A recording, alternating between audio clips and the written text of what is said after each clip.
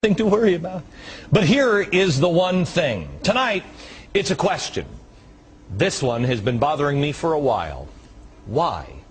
Why is no one in the media, why is no one in the government, why is no one in this country speaking out and saying, hey, wait a minute, what's going on here? When gigantic countries like China, Russia, France, all of them are speaking out, including the UN now, and they are publicly attacking the U.S. dollar and support dropping it as the world's currency. That's a big deal.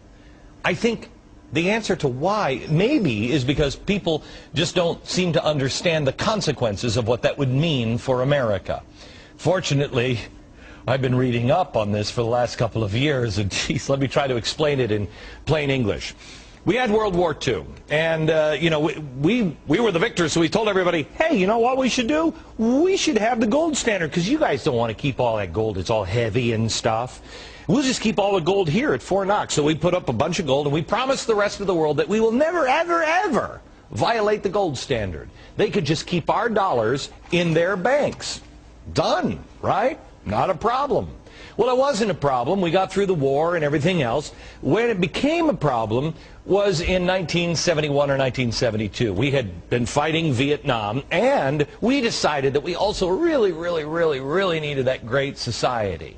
Well, we wanted everything. And what does America do? Oh, we decide we can have everything without any consequences or ramifications whatsoever. Well, the promise we made the rest of the world in 1945 and 1971 or 72, we broke. And all of a sudden the world said, wait a minute, hold it just a second. What are you doing? We said, yeah, we're going to get off that gold standard thing. I mean, it's just so 1945 for us. We'd like to print more money so we had more money to spend. Well, as you can imagine, the rest of the world was a little upset with us. But that's when we made them a second promise. Hey, guys, wait, before you dump our dollar, I tell you what.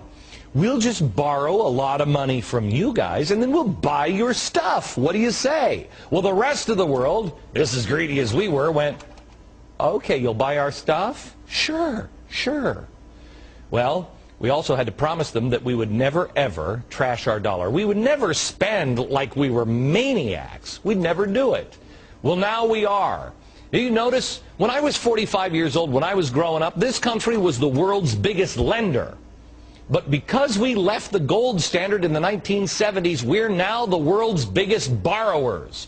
And just like when it happens to you, if you are, really bad with a credit card, pretty soon people stop lending you money. If we can't afford something, we have borrowed the money from people to be able to buy it anyway, because we want it really bad. I mean, don't we deserve it? We work so hard. Well, now people don't want to lend to us anymore.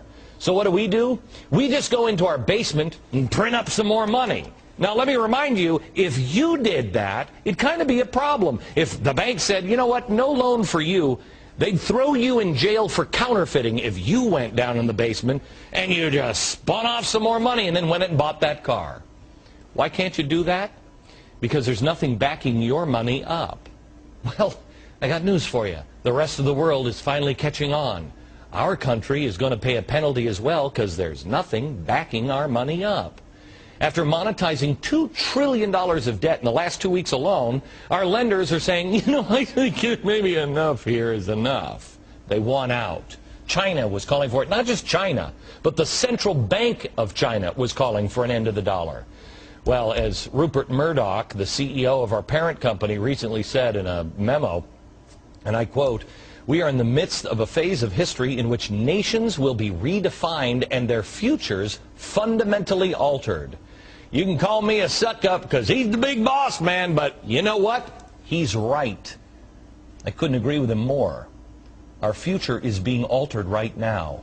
It's happening right in front of our eyes. This is the period that people will write history about, and yet nobody seems to care. Nobody seems to even notice the big events. Again, I ask you the same question I started with.